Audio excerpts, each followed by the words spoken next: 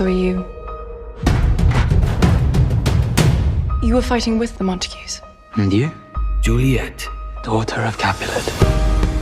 They say the world is spinning round, but you come along and time slows down. I should properly introduce myself. I'm Romeo. I knew that my heart would never beat the same. Did you not see the look in her eyes? She's changed. It takes a mother to know. Are you kidding me?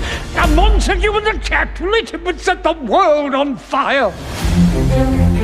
She's not our enemy.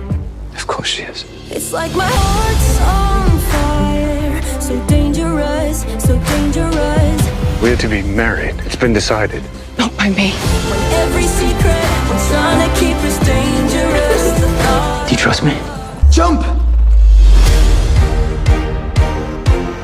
Just 'cause I'm falling tonight don't mean no. Just 'cause I'm falling tonight don't mean I'm falling in love. Montague. It's a good name. In a different life, maybe love could be your only guide, just not in this one. I'd rather die than live without her. I'm more than the crown I wear. And war with a You will stand with this family, or you'll stand alone. I'm more than the role I play. You will be the Capulet you've been raised to be.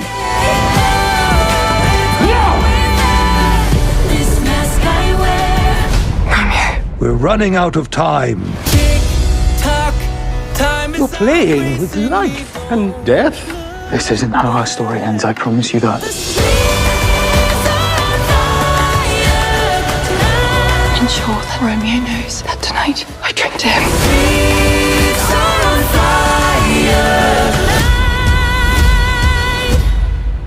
What now? It's a mystery.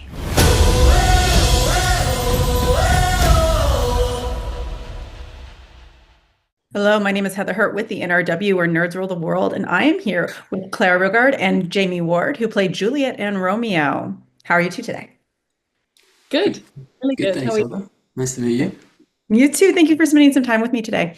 So this is a fun take, a literal pop musical take on Romeo and Juliet. When y'all first learned about this, not even that y'all knew that y'all were Romeo and Juliet yet. When y'all first learned about a pop musical, Romeo and Juliet, what were your thoughts? Jamie, I'll start with you.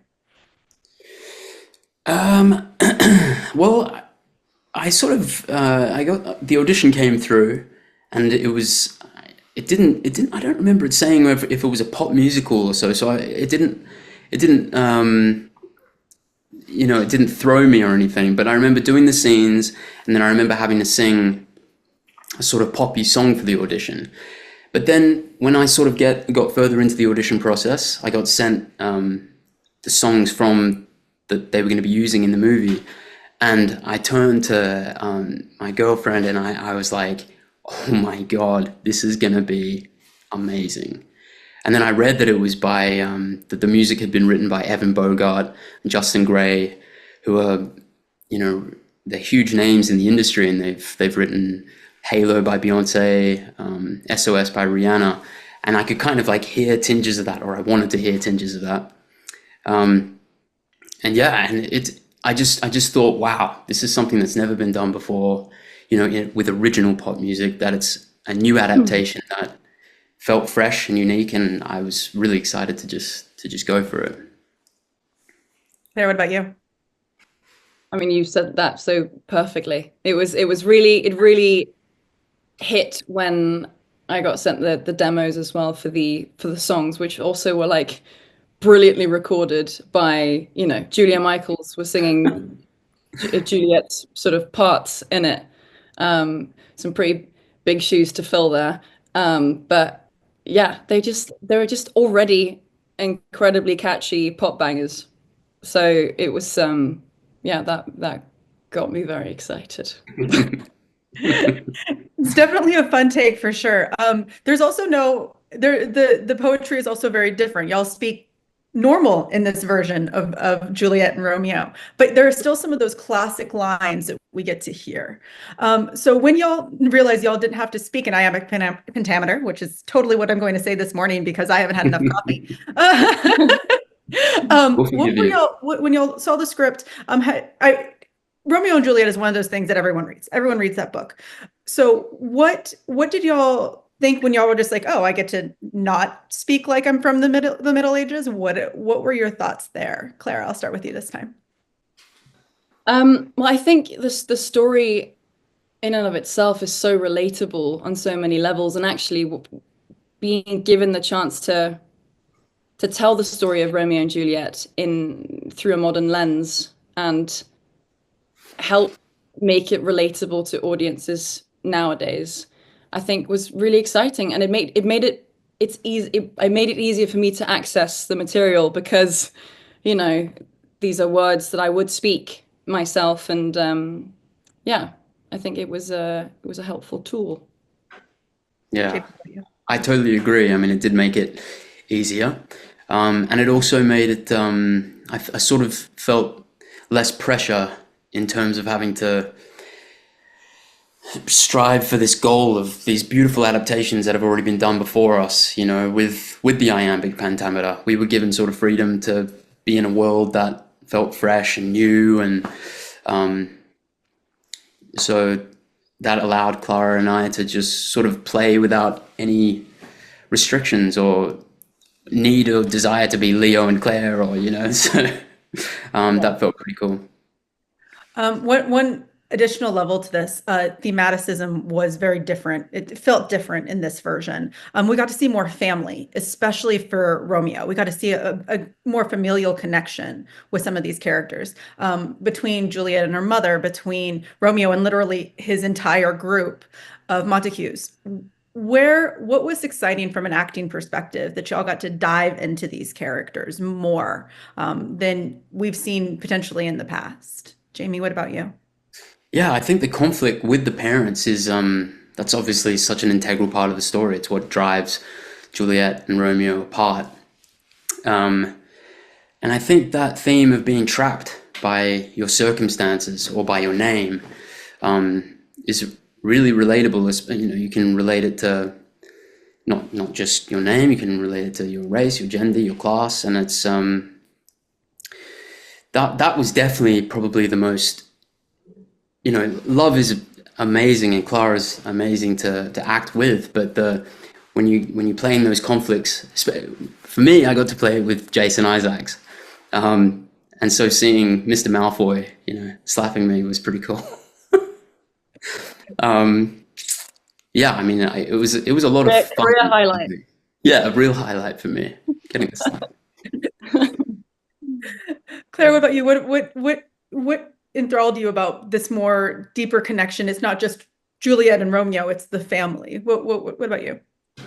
Well, I think, you know, again, it brings forth these themes that are so relatable, and it by showcasing what is actually happening in Juliet's inner world and in Romeo's inner world, and, you know, being confined and restricted by these societal and familial pressures. It makes for a really dramatic and, you know, yeah, just makes it a lot more relatable, I think, in the end. That's fair. Epic was another word I thought you were about to say too. Epic. More epic. I would have used that. So Thank epic. you. Sorry. Claire, I'm going to direct this question to you because Juliet this one really kind of hit me. This version, the Juliet that you got to portray, is a lot more grounded in her position. We know that in the play that she's very young. She's often portrayed as 12 or 14, and you were playing a kind of a little bit more mature version, who was also a lot more like stable in her own place. Like she's really proud of who she was. Where did you go for young girls to see your version of Juliet? Where did you go when you were her? Well, I guess, you know, this reimagining is, again, we're trying to make it relatable for an audience, a modern audience. And Juliet in our story is a modern woman. who, you know, she knows what she likes, and she's got agency, and she's sort of cheeky, and she's just a rich, complex, and very fleshed out character. And yeah, I really loved leaning into all of her little complexities and nuances. Yeah. Thank y'all so much. Juliet and Romeo arrives in theaters on May 9th. Y'all have a wonderful day, and thank y'all so much. Thank you so much, Ellen. I'm more than the crown I wear, and war with the mask I wear. This cross I bear is the name I wear. I'm more than the role I play, more than the goddamn thing. It's always there. This mask I wear. All my life, I've tried to live inside these lines.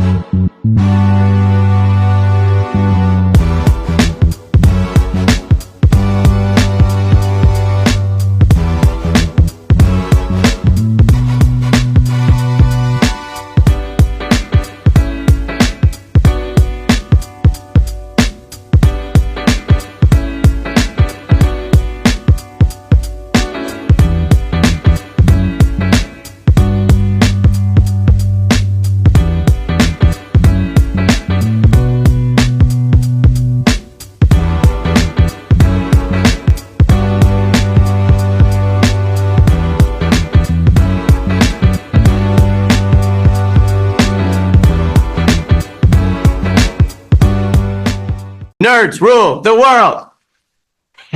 Pleasure chatting with you. Love to all my nerds who rule the world.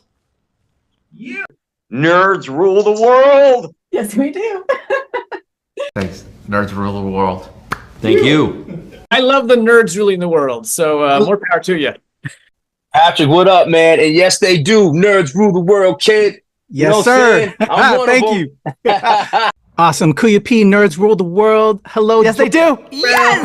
Oh, Nerds rule the world. I got. It's in the title of your show, like Nerds Rule the World. Like, I want more Black weirdos on screen, and I don't feel like we ever get to see that very much. Thank you so much. Nerds do rule the world. Yes. Thank you. Thank you, Nerds rule. Love it. Hello, Sarah. Hello, Julian. Nerds rule. Yes. Rock on. I love it. Thank you so much. It's good to see you. I love Nerds Rule the World. But yeah, there's a heavy nerd component, man. Yeah. And at the end of the day, if you ask me, nerds rule the world. So Absolutely. And you're right. Nerds do rule the world. We're just the best. Yes. Thank you, ladies. Nerds so much. Yes. Thank you, guys. Bye. It's your boy KAYFABEYBABY, nerds rule the world. Thank you so much, guys. I appreciate you. They rule the world all right. Yes. Take care, Tony. Thank you, guys.